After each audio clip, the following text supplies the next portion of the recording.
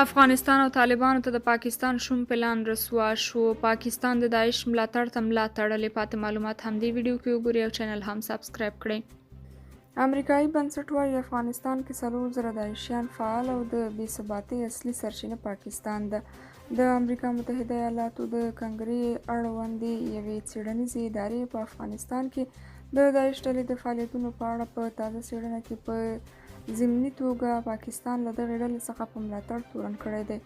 یادې ادارې ویلي چې په افغانستان کې سمدستي شاوخوا 4000 داعش وسلوال فعال دي او پاکستان د افغانستان د تر ټولو مهم ګاونډي په توګه د دغه هیواد په بې ثباتۍ کې تر ټولو مهم رول لوبوي.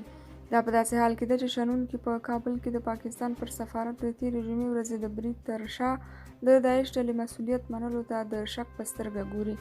د افغانستان د پرځول شوي جمهوري نظام چارواکو د داعش ډلې په نوم فعالیتونو کې د پاکستان د لاس لرلو ادعا کوله، خو اوسنی واکمن طالبان چې هغه مهال د داعش ډلې خلاف هم په جګړو بوخت و، خپله جمهوري نظام د پردې تر شا د داعش ډلې په ملاتړ تورناوه. تاسو په دې اړه څه وایئ؟ خپل نظر مو راسره کمنټ کې ولیکئ او د نورو معلوماتو لپاره چینل هم سابسکرایب کړئ.